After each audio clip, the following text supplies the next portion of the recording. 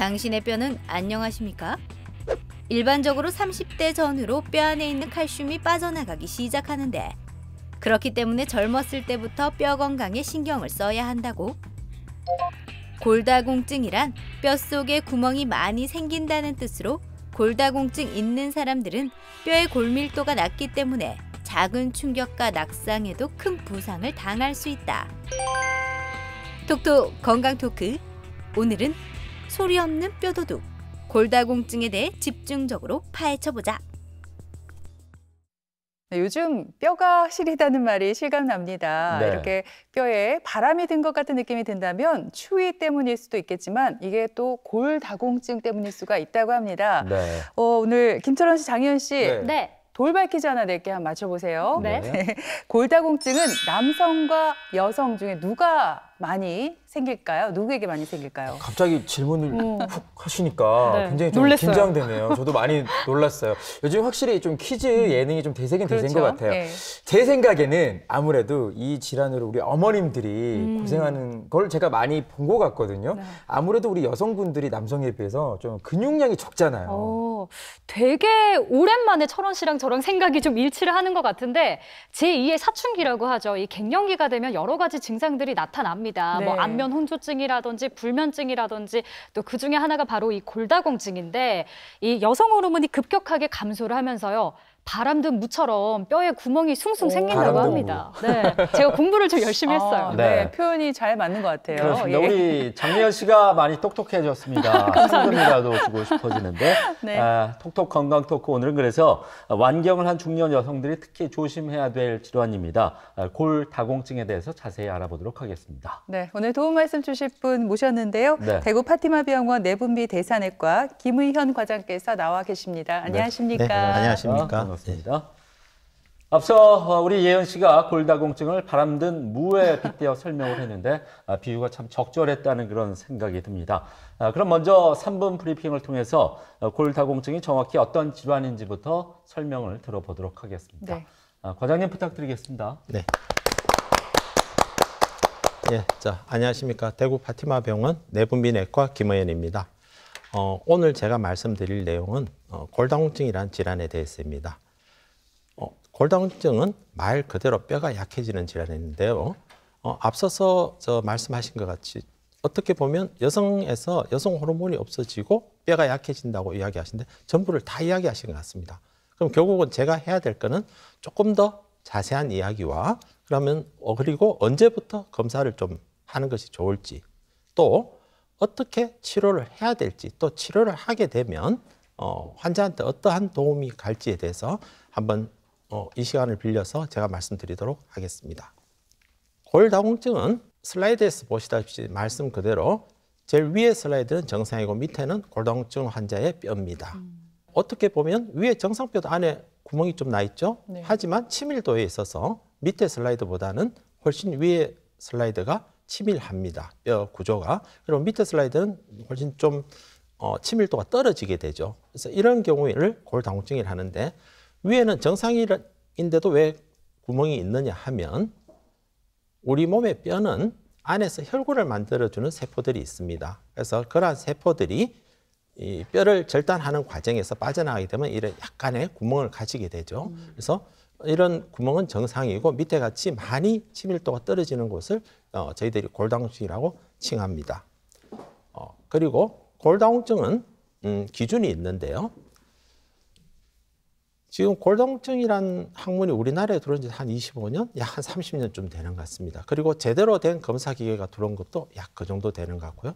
그전에는 골다공증을 진단하는 검사 기계 자체가 수월하지가 않았는데 골밀도 측정기라는 것이 도입되고 나서는 저희들이 이제 학회에서 기준을 잡기를 정상은 0에서 -1, 그리고 골감소증은 -1에서 -2.5, 골다공증은 -2.5 이하, 그리고 심한 골다공증은 -2.5 이하이면서 골절을 동반하는 경우를 말합니다.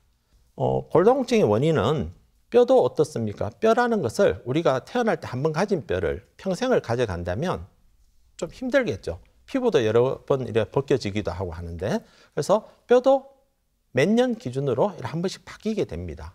뼈는 흡수되는 것과 그리고 뼈가 생성되는 것과의 서로의 어떤 균형을 가져서 가는데요. 근데 흡수되는 경우가 많은 경우는 이제 나이가 많았을 때고 생성이 많이 되면 어떻게 될까요? 뼈가 좀 더 튼튼해지고 또 키가 크게 됩니다. 그래서 어렸을 때는 형성이 더 많아지고 흡수가 적게 되는 것 같습니다. 그렇지만 나이가 들면 이제 흡수가 많아지겠죠.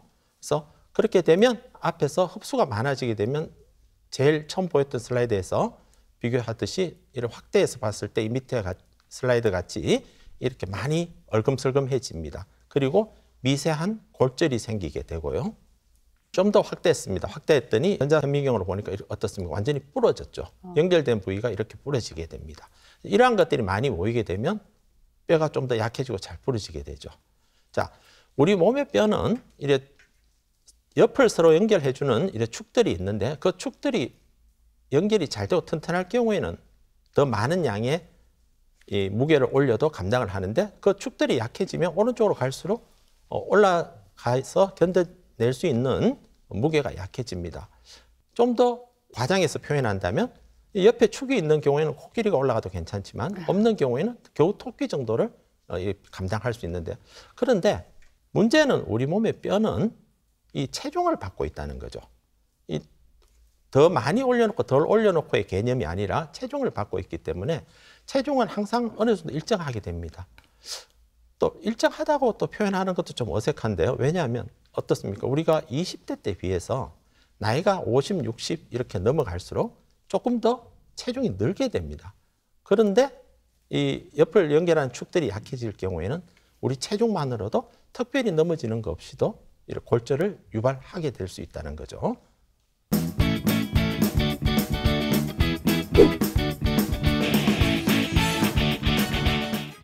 네, 저도 네. 매년 이 골다공증 검사를 받긴 하는데 그 수치를 꼼꼼하게 살펴보진 못했거든요. 아, 네. 이제 좀 자세히 들여다봐야겠다는 생각이 듭니다. 네. 과장님, 근데 골다공증이 사실 통풍처럼 어떤 통증이 심한 것도 아니고 완경을 한 여성들에게는 자연스럽게 찾아오기 때문에 뭐 대수롭지 않게 여기는 분들이 많거든요. 네. 이게 위험한 생각이라고요. 예, 그렇죠. 골다공증은 병 자체를 영어로 하면 이제 도둑 질환이라는 표현을 합니다. 무슨 말인가 하면 훔쳐가고 난 뒤에 우리가 알 수 있다는 거죠. 그 말은 뼈가 약해지고 난 뒤에 혹은 골절이 있어서 통증이 온 다음 저희들이 느낄 수 있는 병입니다. 그래서 어떤 면에서는 방금 말씀하셨듯이 통증이 오기 전에 잘 못 인식을 하게 됩니다. 환자분들이. 그렇고 골다공증이라는 학문 자체가 골절을 치료하는 학문이 아니고요. 골절이 일어나지 않도록 우리가 도와주는 학문입니다. 그리고 골다공증이 특히 이제 우리나라에서 최근에 많이 관심을 갖고 있고 또 많이 늘고 있습니다. 이유는 슬라이드에 보시면 2030년도에 OECD 국가별 평균 기대 수명이라는 이 도표가 있습니다. 여기에서 보면 제일 위에가 한국입니다. 그러니까 그만큼 다른 나라에 비해서 한국에서의 연령이 훨씬 올라간다는 거죠. 평균 수명이. 자, 그러면 오래 살게 되니까 오래 삶으로써 오는 여러 가지 질환들이 많이 올 수밖에 없죠. 그래서 골다공증은 처음 또 반복되는 이야기지만 여성에 있어서 폐경이 되고 나서 갑자기 더 심해지기 때문에 어떻습니까? 폐경은 평균 50세 정도에 오는 걸로 되어 있죠. 50세에 오는데 50세부터 80세 혹은 아마 지금 30, 40대 여성분 같으면 저희가 추측하기에는 거의 평균 100세를 산다고 봅니다. 그러면 나머지 폐경이 한 50세 온다면 50년 동안을 건강하게 살아야 되는데 자, 여기에 대한 대처를 어떻게 할 것이냐 하는 것들이 문제가 될 수가 있죠. 한국에서 평균 폐경 나이가 어때요? 약 한 50세 되죠. 그리고 여기 보시면 이 노년 인구가 이 빨간 그래프인데요. 노년 인구가 급속히 증가를 하게 됩니다. 그래서 60세 이상에 있어서 인구 비율이 80세 이상의 비율이 갑자기 확 올라가는 시기가 이제 얼마 남지 않았다는 이야기죠. 그래서 어느 분이 사진을 잘 찍으셨더라고요. 이 세 분 모습을 보면 나이가 이 뒤에 분은 한 50세 정도 되고 그다음 제일 앞에 분은 한 70세 후반 정도 되는데 어때요? 이 척추뼈가 이렇게 내려앉게 되니까 점점 숙여지면서 허리 골절이 있으니까 앞으로 저희들이 이렇게 숙여질 수밖에 없습니다. 그래서 척추 골절도 상당히 중요하기 때문에 많은 의미를 저희들이 두고 있습니다. 그리고 우리나라의 골다공증 유병률이 어떻습니까? 골다공증 연령별에 따라서 이렇게 상당히 높습니다. 높고 또 골감소증 환자도 많고 하는데 하지만 이렇게 많은데도 치료하는 율은 한 20% 전후밖에 되지 않는 걸로 되어 있거든요. 그래서 좀 더 어떤 면에서는 적극적으로 공부해서 치료를 잘 해주시는 것이 좋을 것 같고요. 또 한 가지는 약을 복용하는 기간이 1년 넘기는 분들이 그렇게 많지 않다고 합니다. 한 10% 크게는 한 30%까지 좀 범위가 넓은데 오차가 한 10 내지 30%에서만 약을 계속 한 복용하고 나머지는 대부분이 약을 한 1년 안 가서 끊는 경우가 있기 때문에 좀 더 적극적으로 장기간 복용해 주시는 걸 권하고 있습니다. 네. 네, 제가 예전에 길을 걷다가 그 미끄러져가지고 엉덩방아를 진짜 세게 찌은 적이 있거든요. 지금 생각만 해도 엉덩이가 다시 욱신욱신 하는데 사실 저 같은 경우는 좀 젊다 보니까 그냥 엉덩이가 아프고 말지만 우리 어르신들 같은 경우에는 엉덩이 관절이 골절되면 뭐 욕창이라든가 폐렴 같은 이 합병증 때문에 자칫하면 목숨을 또 잃을 수가 있다고 합니다. 네. 그렇기 때문에 이 중년이 됐을 때부터 골다공증을 좀 미리미리 예방을 해야 될 것 같아요, 과장님. 네, 맞습니다. 네, 앞에서 같은 이야기가 반복이 될 수도 있는데요. 여성분들에 있어서는 폐경이 되고 나면 좀 적극적으로 해주시는 것이 맞고요. 혹은 가족 중에 골다공증 가족력이 있다든지 아니면 운동을 좀 잘 안 하시는 분들은 폐경이 되기 전이라도 한 번 정도 골밀도 검사를 하셔서 내 몸의 상태를 좀 알게 되면 좀 더 조심하지 않을까 싶습니다. 네, 구체적인 검사 방법이 있으면 설명해 주시죠. 네, 검사법은 이제 최근에 많이 쓰는 거는 이 덱살에서 듀얼 에너지 엑스레이 업솔메트리라고 영어로 표현을 합니다. 이 기계를 최근에는 제일 많이 쓰고 있고요. 여기 보면 초음파 검사하는 방법도 있고 이거는 예전에 많이 쓰던 CT를 이용해서 쓰는 방법도 있습니다. 그래서 지금 보시는 슬라이드가 이제 덱사 기종이죠. 네.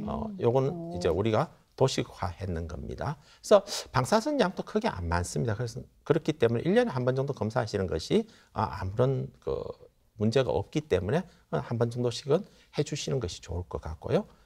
이건 초음파 기계입니다. 예, 이러한 여러 가지 방법이 있는데 얼마든지 가볍게 검사하실 수 있기 때문에 저는 좀 적극적으로 권해드리고 있습니다. 이 바닥에서 그냥 쉽게 넘어졌는데도 이렇게 팔이 부러지거나 우리 예은 씨가 말했던 대로 뭐 네. 엉덩이 쪽을 다치는 네. 이런 이제 보니까 그 사고를 골다공증성 이제 골절이라고 이야기를 하더라고요. 근데 보통 우리가 골다공증이 있으면 이런 사고를 당하기 쉽다고 생각하는데 과장님 그게 아니라고 들었어요. 오히려 전 단계인 골감소증에서 발생을 한다고 하더라고요. 네. 좀 의아해요. 예, 그렇죠. 어떻게 딱 정의를 한다면 골다공증이 있으니까 골절이 있을 거라는 식의 등식이 성립할 수 있습니다. 그리고 이 도표에 보시면 골다공증이 있는 환자에서 골절이 더 잘 일어나는 것은 맞습니다. 하지만 골감소증에서 골절이 일어나는 환자 수는 더 많습니다. 이유는 골감소증에 해당되는 그룹 숫자가 더 많다는 거죠. 그렇기 때문에 골감소증에서 더 골절을 많이 일어나기 때문에 환자분들이 병원을 방문하셔서 골밀도 수치가 꼭 골다공증이 아니라 하더라도 나이나 경우에 따라서는 치료를 꼭 해주시는 것이 맞다고 저는 생각을 합니다. 그런데 많은 분들께서 뭐 아프지도 않은데 굳이 치료를 받아야 되나 하면서 이제 그냥 방치하거나 치료를 받다가 그냥 또 중단하기도 하는데 이게 골절로 이어질 수 있는 만큼 꼭 치료가 불가피한 선택이 될 수가 있을 것 같습니다. 그리고 또 과장님 어떻습니까? 골밀도 수치가 그렇게 많이 낮지 않다면은 그 운동이나 식이요법만으로도 치료가 가능한 거 아니겠습니까? 치료법을 좀 소개해 주시죠. 답을 하기가 조금은 애매한데요. 네. 그래요? 네, 골밀도 수치가 많이 낮지 않으면 운동이나 식이요법을 어느 정도는 글쎄요, 유지라고 표현하기는 좀 그렇네요. 좀 나빠지는 속도를 조금 늦춰줄 수는 있습니다. 하지만 이 골다공증이란 것 자체 혹은 뼈가 약해지는 것은 처음 설명드렸듯이 나이가 들에 따라서 파골세포와 조골세포의 어떤 균형이 파골세포 쪽에 더 기울어지면서 생기는 병이기 때문에 운동과 식이요법만으로는 골밀도가 다시 증가하지는 않습니다. 네. 그래서 적극적인 치료를 좀 해주시는 것이 더 낫습니다. 네. 네. 구체적인 치료 방법은 어떤 게 있나요? 네, 치료 방법에는 약물요법과 이제 앞에서 운동 식사인데 이거 두 가지는 이제 보충으로 생각하시고 주로는 약물요법이 주가 되겠죠. 약물요법은 크게 두 가지로 나뉘고 있습니다. 골 파괴를 억제해주는 제제와 골 형성을 촉진해주는 이런 두 가지 약제로 나뉘는데요. 골 파괴 억제제는 이제 여성 호르몬, 칼슘, 여러분들 요즘 많이 이제 주사 맞기도 하고 하는 비타민 D, 그리고 또 최근에 뭐 어떤 이슈도 좀 되기도 했습니다. 비스포스포네이트라는 약들이 있고, 그 다음에 썸 제제, 최근에 나온 주세제로 뭐 데노스맙이라는 약이 있고요. 옛날에 쓰던 칼시토닌, 이플리플라본, 뭐 비타민 K 이란 약들이 있습니다. 그리고 골 형성 촉진제는 이 부갑상선 호르몬, 좀 많이 비싸죠. 네. 하지만 상당히 좋은 약으로 되어 있고요. 그다음 성장 호르몬, 그다음 로모소주맙이라고 최근에 나온 또 약이 있습니다. 이러한 약들이 있는데, 이러한 약들은 의사가 판단해서 환자한테 가장 도움이 되는 쪽으로, 왜냐하면 약에 따라서는 허리에는 도움이 되지만 고관절에 도움이 안 되는 경우도 있고, 또 허리 고관절 이외에 다른 골절에도 조금 도움이 덜 되는 경우, 혹은 이제 약을 드시고 어떤 위장 장애가 있으신 경우에 약을 좀 교체해야 돼서, 또 이 중에서는 주사약제도 있기 때문에 그것은 환자에 따라서 의사분들이 이제 선택을 해서 치료를 하시면 될 것 같습니다. 어떻습니까? 여기 보시면 이 여성분들이 나이에 따른 이런 변화입니다. 우리가 이렇게 휠체어를 타고 다닌다는 건 참 힘든 삶이죠. 그래서 네. 힘든 삶이 되기 때문에 가능한 이러한 과정을 안 밟아 가시는 게 저는 좋을 것 같고요. 그래서 두 번째 분, 최소한 두 번째 아니면 첫 번째 분의 상태로 내가 나이가 90이 되더라도 이렇게 걷고 싶은데 걸어가시고, 여행하시고 싶은데 하실 수 있도록 도와줄 수 있고, 또 혹은 그렇게 되시기를 바랍니다. 자, 그리고 오늘 제가 요 정례를 한 두 케이스를 갖고 왔는데요. 이유는 앞에서 이제 설명드렸지만 둘 다 골 감소증입니다. 자, 한번 간단하게 보겠습니다. 첫 번째 경우에는 여성인데 52세고, 이분도 어떻습니까? 제일 처음 질문하셨듯이 통증이 없죠. 통증이 없고, 그리고 골밀도는 평균이 마이너스 척추 1.99입니다. 그러면 골 감소증이죠. 골 감소증은 어떤 면에서는 굳이 약을 치료 안 해야 될 수도 있는데, 이분은 폐경이 51세에 됐습니다. 그러니까 폐경이 된 지 이제 1년이 지났고요. 그래서 이렇게 보면 어때요? 여기 보면 본인 평균 나이에 비해서는 좀 많이 떨어져 있죠. 떨어져 있습니다. 근데 자, 두 번째 경우에 보면 나이가 어떻습니까? 54세, 앞에보다 52세가 더 많고, 또 통증은 없고, 골밀도 평균은 마이너스 2.3. 1.99보다는 조금 못하지만 이분은 큰 차이는 없이 골 감소증에 속합니다. 그리고 이분은 폐경이 47세에 됐습니다. 이 두 가지 경우에서 어느 정도 차이가 있다면 폐경이 되고 나서 얼마가 됐는지에 대한 차이가 제일 큰 걸로 저는 생각을 하거든요. 그래서 이 두 번째 경우는 폐경이 되고 나서 5년이 지나셨기 때문에 좀 간단한 치료를 하셔도 될 것 같고요. 하지만 첫 번째 경우는 폐경이 되고 나서 1년 정도밖에 되시지 않으셨기 때문에 앞에서 말씀드렸듯이 폐경이 되고 5년이 지나면 우리가 갖고 있는 뼈의 한 20, 30%를 소실을 보고요. 그 뒤부터는 천천히 없어지는 것도 있습니다. 그래서 이분 같은 경우에 한 2, 3년 뒤에 찍게 되면 마이너스 심하면 2.5, 3을 확 넘어갈 수도 있습니다. 그러니까 이런 경우에는 좀 더 적극적인 치료가 필요할 것으로 생각합니다. 네, 골다공증 치료에 대해서 이제 본격적으로 알아볼 텐데, 네. 앞에서 과장님께서 먹는 약 그리고 주사 치료가 있다고 해주셨어요. 네. 근데 약도 뭐 매일 먹는 약이 있을 수 있겠고요. 예. 또 일주일에 한 번, 한 달에 한 번 먹는 약도 있을 것 같은데, 맞습니다. 이게 어떻게 다른 건가 구체적으로 좀 알고 싶어요, 과장님. 약물에는 방금 말씀하셨듯이 매일 복용하는 약이 있고요. 또 일주일, 한 달, 혹은 이제 들어왔는데 보험 기준은 없지만 한 달에 한 번 맞는 주사가 있고요. 또 혹은 조금 전에 말씀드린 매일 맞는 부갑상선 호르몬도 있습니다. 있고 3개월에 한 번 맞는 주사제, 혹은 한 달에 6개월에 한 번 맞는 주사제가 있습니다. 그래서 이런 걸 선택은 결국은 환자가 어느 정도 뼈가 약하냐 아니냐와의 관계가 있고요. 또 위장 장애가 있느냐 없느냐의 관계가 있을 것 같습니다. 물론 그게 좀 기본이 돼야 될 것은 이분의 골밀도가 많이 심하게 나쁘냐, 아니면 그냥 이 상태에서 유지해 가는 것이 좋으냐 할 때 어떤 선택을 해야 될 것 같고요. 다행히도 예전에 골다공증 약제들이 많이 가격이 낮아졌습니다. 특히 지금 복용하는 약제는 거의 반 정도로 지금 줄었죠, 금액이. 그래서 크게 보험이 안 되더라도 큰 부담이 안 가는 정도의 네. 금액으로 줄어든 것 같습니다. 그래서 골 감소증에서는 보험이 안 되지만 제 같으면 보험이 안 되더라도 약을 좀 복용해 주시는 것이 훨씬 좋을 것 같습니다. 그런데 저 궁금한 게 그 약과 주사만 이렇게 단순하게 비교를 하면요, 과장님 어떤 게 더 효과가 있다고 할 수 있을까요? 아무래도 주사가 낫겠죠. 네. 네, 주사가 조금 더 효과적이라고는 되어 있습니다. 좀 더 되어 있고요. 아니, 물론 이 제제에 따라 다른데 비스포스포네이트 제제는 주사제나 먹는 것이나 큰 관계가 없고요. 다른 이제 부갑상선이나 아니면 데노스막 아니면 로모스주막 같은 것들은 주사제가 조금 더 효과가 나은 걸로 되어 있습니다. 하지만 주사제를 썼을 경우에 반드시 의사하고 그런 경우에는 상의를 하고 약을 중단할 때는 꼭 상의가 필요하다는 걸 한 번 더 좀 말씀드리고 싶습니다. 네. 주사 맞으면서 약 먹는 게 제일 좋지 않을까요? 그래도 되나요?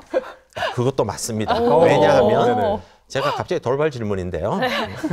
주사를 맞으면서 약을 먹으면 당연히 그렇게 해야 됩니다. 이유는 우리가 어떤 주사제를 맞든 혹은 방금 말씀드린 썸 제제나 아니면 비스포스포네이트 제제를 복용하시든 간에 칼슘하고 비타민 D는 기본적으로 같이 해주셔야 됩니다.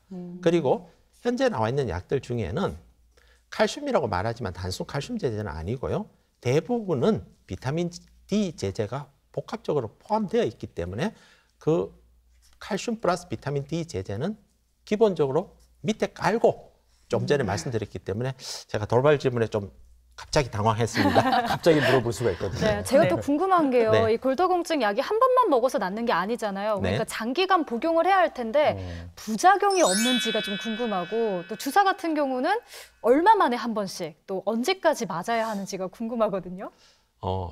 한 가지 질문이에요. 두 가지인데요. 이러면 부작용 있을 수 있습니다. 장기간 4 내지 5년 이상 썼을 때 올 수 있는 부작용들이 있고요. 그래서 그러한 것들은 이제 의사들이 환자의 치료 기간을 분명히 따져가면서 치료를 하기 때문에 크게 걱정은 안 하셔도 될 것 같습니다. 아마 여러분들이 제일 걱정하시는 부작용은 치과 치료할 때 이거 턱 괴사가 오지 않느냐 하는데 보통 1년에서 4년 정도 어떤 약을 저희들이 썼을 때는 거의 없다고 봅니다. 없다고 보고 5년 이상의 장기간을 갔을 때 저희들이 혹 가능성이 있는데 그 가능성 또한 사실은 확률적으로 엄청 낮습니다. 낮고 또한 구강 그리고 입 안에 위생 상태가 안 좋은 경우에가 낮지 위생 상태가 괜찮으면 또 대부분 괜찮기 때문에 의사와 상의를 좀 하시면 큰 무리 없이 쓰실 수 있을 것 같고요. 주사제 또한 마찬가지입니다. 주사제든 뼈가 어느 정도 나쁘냐에 따라서 3년, 5년을 쓸 수도 있고 아니면 한 1, 2년 쓰고 다른 먹는 약으로 교체해 드릴 수도 있을 것 같습니다. 네, 오늘 이렇게 중년 여성들의 고민인 골다공증에 대해서 함께 알아봤는데요. 네. 마지막으로 과장님, 골다공증을 꼭 치료해야 되는 이유 그리고 예방법에 대해서 좀 소개해 주시죠. 예, 골다공증은 결국 골절을 방지해 주는 건데요. 그러려면 많이 걸어 주십시오. 왜냐하면 우리 몸의 뼈는 강한 충격에는 부러집니다. 하지만 가벼운 충격에는 오히려 좀 더 튼튼해지는 경우가 있습니다. 그래서 가벼운 충격이라는 건 일부러 몸을 부딪히시라는 뜻이 아니고요. 걸으십시오. 그러면 우리 체중을 뼈가 받게 되죠. 그러면 그 체중 자체가 가벼운 충격이 됩니다. 그래서 이렇게 허리를 바로 세우시고 걸어주시는 것 자체가 도움이 될 겁니다. 또 이렇게 말씀드리면 나는 허리가 아파서 나는 무릎이 아파서 그런 분들은 하실 수 있는 범위 내에서 걸으시면 되는 거지 어떻게 딱 뭐 1시간, 2시간 이렇게 정해진 건 없습니다. 그리고 앞에서 척추골절에 대해서 간단하게 말씀을 드렸는데요. 척추골절은 좀 더 젊어서 오는 걸로 되어 있죠. 젊어서 오게 되면 척추골절은 더 위험합니다. 이유는 한 번 골절이 오는 사람은 두 번째 골절이 훨씬 5 내지 10배 정도 잘 오는 걸로 되어 있는데 척추골절이 오게 되면 이 흉곽이 좁아집니다. 흉곽이 좁아지면 숨 쉬는 것도 그렇고 자세도 그렇고 그리고 심장에도 무리가 오기 때문에 오히려 사망하는 확률이 고관절 골절보다 좀 더 이른 나이에 어떤 사망을 이르게 되는 경우가 있기 때문에 척추 골절이 안 오도록 더 신경을 쓰셔야 되는데 앞에서 말씀드린 운동 또 한 가지는 우유를 드세요. 우유를 좀 드시고 그리고 칼슘 제니까 쉽게 말하면 멸치 같은 거 드시는데요. 우리나라가 이 칼슘 섭취가 조금 낮습니다. 외국에 비해서. 그리고 또 하나 좀 더 팁을 드린다면 햇볕을 보세요. 햇볕을 보시는데 햇볕을 보시면 비타민 D가 생기거든요. 근데 그 비타민 D가 생성되게 하기 위해서는 이 선블록 자외선 차단제를 안 쓰셔야 됩니다. 안 쓰시고 네. 좀 노출을 해주시면 한 하루에 한 30분, 길면 1시간 정도 노출을 해주시면 충분히 우리 몸에서 필요한 바이타민 D가 생기는 걸로 되어 있습니다. 네, 이렇게 골다공증 예방법 잘 들으셨죠? 걷기 운동과 우유 많이 마시고 햇빛 보는 거 게을리하면 안 될 것 같습니다. 네. 어르신들 같은 경우 이제 엉덩이 관절이 골절되게 되면 폐렴이나 욕장, 심장 질환 같은 합병증 때문에 사망까지 이를 수가 있다고 합니다. 네, 일단 골다공증이 의심된다면 병원에 빨리 가셔서 정확한 진단과 치료 꼭 받아보시기 바랍니다. 네. 네, 지금까지 이 시간 도움 말씀에 대구 파티마병원 내분비 대사내과 김의현 과장께서 수고해 주셨습니다. 네, 고맙습니다. 감사합니다. 네, 김철원 씨, 장혜연 씨 두 분도 수고했습니다. 네, 건강하세요. 네, TBC 클리닉 건강 365 오늘 준비한 내용은 여기까지입니다. 한 주간 건강하게 보내시고요. 네. 저희는 다음 이 시간에 다시 오겠습니다. 고맙습니다. 고맙습니다.